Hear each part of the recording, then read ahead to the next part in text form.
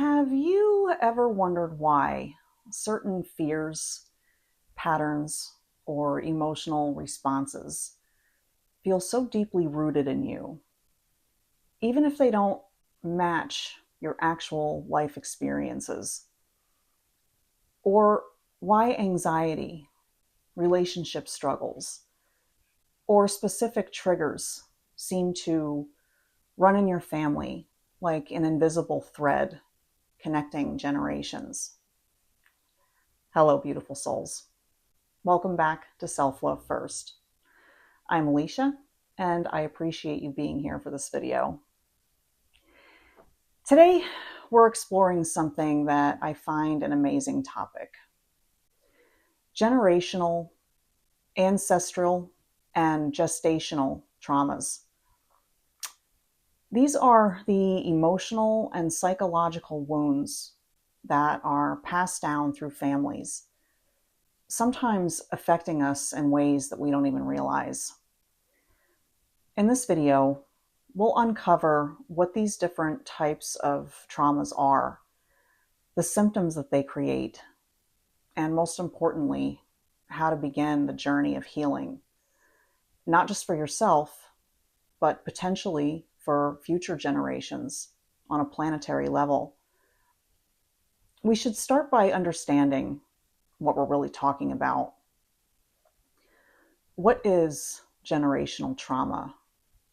Also called integrational or transgenerational trauma.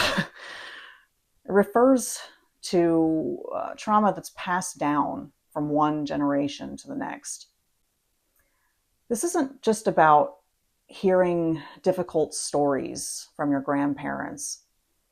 It's about inheriting the emotional and psychological impact of their experiences on a deep cellular level.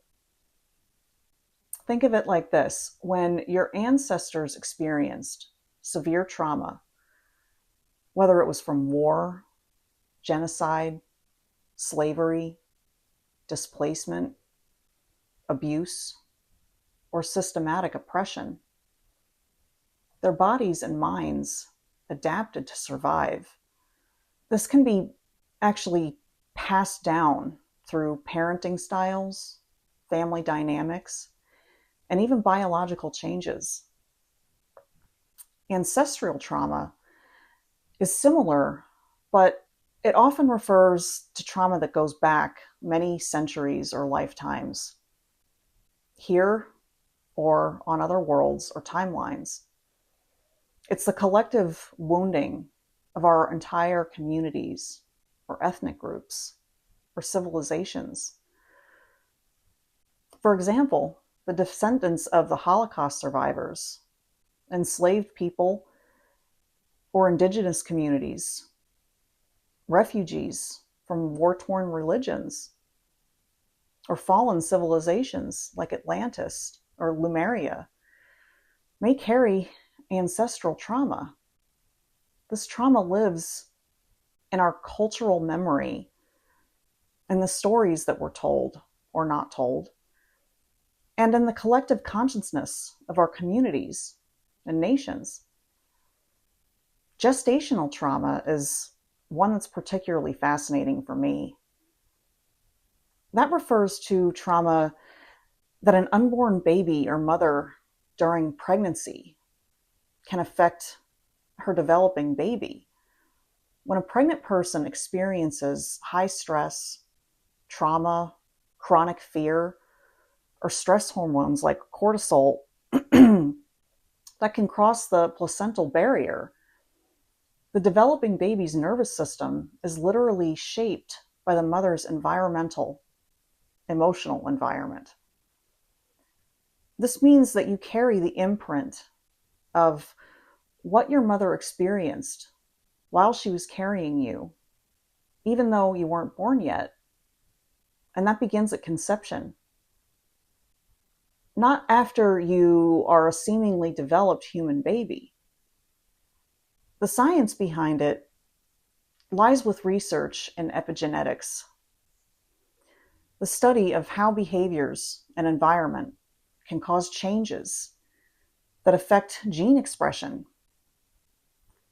Shows that trauma can literally alter which genes are turned on or off. These changes can then be passed on to children and grandchildren and timelines. It's not changing the DNA sequence itself, but rather how the DNA is expressed. Let's talk about what these inherited wounds actually feel like in your daily life. You might recognize some of these emotional and psychological symptoms. Maybe you have unexplained anxiety or hypervigilance. You may feel constantly on edge, waiting for something bad to happen, even when your life is relatively safe or stable. Difficulty trusting others, or deep-seated trust issues that seem disproportionate to your personal experiences with betrayal. Maybe a fear of abandonment or loss. An intense, sometimes irrational fear that people you love will leave or something terrible will happen to them. Or a deep depression or persistent sadness. A heaviness that feels older than your years, like you're carrying grief that just isn't entirely your own. Or an emotional numbness, difficulty expressing emotions, as if there's a wall between you and your feelings. Unexplained shame or guilt, carrying unexplained shame that feels core to your identity, as if it's related to your family, culture, or identity. Then we can look at behavioral patterns. There's perfectionism and overachievement, a relentless drive to succeed or to prove your worth, sometimes rooted in family survival strategies. And self-sabotage, unconsciously undermining your own success or happiness because it feels unfamiliar or unsafe. And a difficulty with boundaries, either being overly rigid or having almost no boundaries, unable to stand up for yourself and speak your truth. Relationship difficulties by repeating dysfunctional relationship patterns that you witnessed growing up, even when you swore that you never would. Avoidance behaviors, steering clear of certain topics, places, or situations that trigger an unexplained discomfort and having zero idea where it comes from. Physical symptoms. Generational trauma does live in the body. Chronic tension, especially in the jaw, the neck, and shoulders. Digestive issues with no clear medical cause. Chronic fatigue or sleep disturbances. Autoimmune conditions. I don't know, but emerging research suggests connections with those things. Or just a general sense of feeling unsafe in your own body. The feeling that something is quote unquote wrong with me. The most common experience is like a pervasive feeling that something is fundamentally wrong or broken in you, but you can't pinpoint why. This is so often the echo of ancestral pain that hasn't been acknowledged or processed. You might feel like an outsider in your own life, carrying a sadness that predates your own memories, or feeling anxious about specific things like food scarcity, financial security, or just general safety. Even when those aren't current threats in your life. The empowering truth is, by doing your own healing work, you're not just helping yourself, you're breaking cycles for future generations. You can be the one who transforms the legacy. Healing generational trauma is a journey, not just a destination. Awareness and acknowledgement is the first step. You can't heal what you don't acknowledge or feel. Start by learning your family's history. Ask gentle questions about what previous generations experienced. What kind of hardships did they face? What was happening in the world when they were growing up? Then, by recognizing patterns, looking at recurring themes in your family, are there patterns of addiction, mental health struggles, relationship issues, or certain fears that show up generation after generation? Try naming the trauma simply by acknowledging, my grandmother survived a war, and that affected how she raised my parent, which affected me, can be very validating. Implement somatic practices, healing through the body. Since the trauma lives in the body, we need the body-based practices. Do your breath work. Conscious breathing practices help regulate your nervous system. Try box breathing. Inhale for 4, hold for 4, exhale for 4, hold for 4. Whatever movement feels right for you. Yoga, dance, walking outside, any movement that helps you connect with your body and release stored tension. Try progressive muscle relaxation, systematically tensing and releasing muscle groups to release held trauma. Do a body scan meditation, bringing gentle awareness to each part of your body, noticing the sensations without judgment. You might need therapeutic approaches. Consider working with professionals trained in trauma, like eye movement desensitization and reprocessing. Highly effective for processing traumatic memories and other emotional charges, domestic experiencing. Focusing on releasing trauma stored in the body's nervous system. Narrative therapy. Reauthoring your family's story in a way that honors the pain while reclaiming their power, which are all implemented in my customized personal map sessions, if you're interested in one-on-one sessions with me. In creating new neural pathways, you practice self-compassion.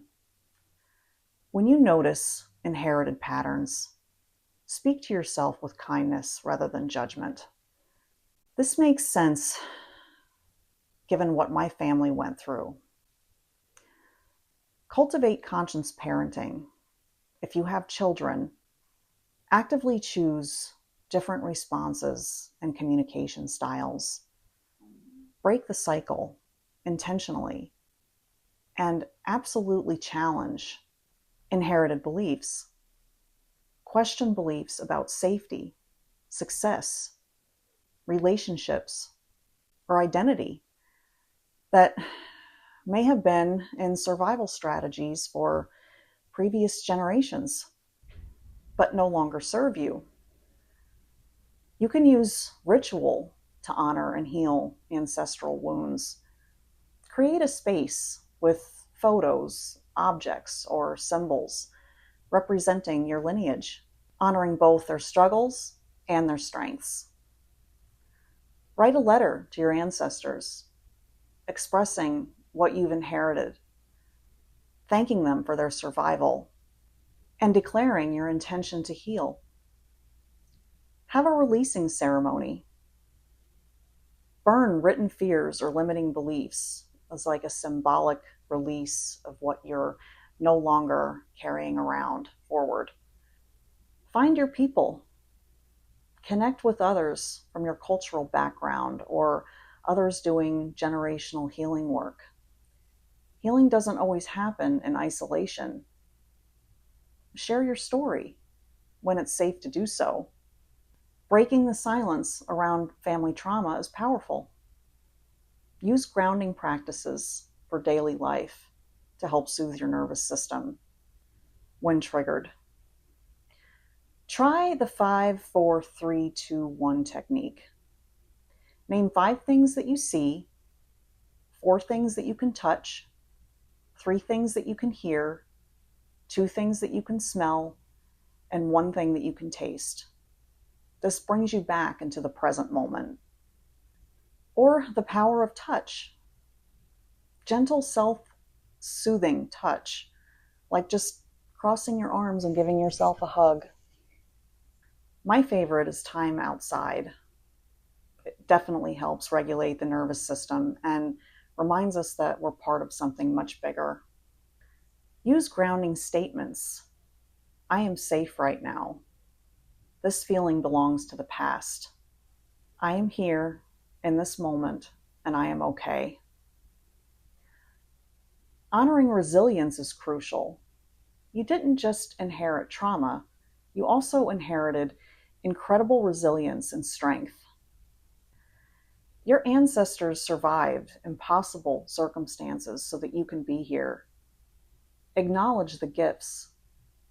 What strengths, values, or wisdom did your ancestors pass down to you alongside the pain? And celebrate your survival. Your existence is proof of their triumph.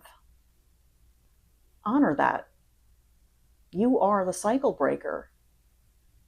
If you're watching this video and recognizing yourself in these patterns, I want you to hear this. It's incredibly brave. The very fact that you're seeking to understand and heal these deep wounds means that you're already breaking the cycle. Generational trauma taught your family how to survive, but you get to do something different. You get to learn how to thrive. You get to transform survival mode into embodied presence. You get to turn hypervigilance into awareness, anxiety into wisdom, and inherited pain into compassionate action. This is not easy. There will be days where it just feels like too much, when the weight of generations feels unbearable. On those days, remember, you don't have to do this perfectly. You don't have to heal everything at once. Every small step, every moment of awareness, every conscious choice to respond differently, every time you offer yourself compassion, creates ripples that extend backward to forward to honor your ancestors and free your descendants. There is a healing ripple effect. When you heal from backward to forward in time. You release your ancestors from the pain that they couldn't process, and you prevent your children, whether literal or metaphorically, from inheriting the full weight of that suffering. You are more powerful than you know. The fact that this resonates with you, that you're still watching, tells me that you have the courage to do the work. If this video resonated with you, please like and subscribe. Share it with someone who might need to hear it. In the comments below, I'd love to hear from you. Have you recognized any of these patterns in your own family? What's one small step you're ready to take forward towards healing? Remember, healing is not linear. Be patient with yourself. Honor your process. And know that you're not alone in this journey.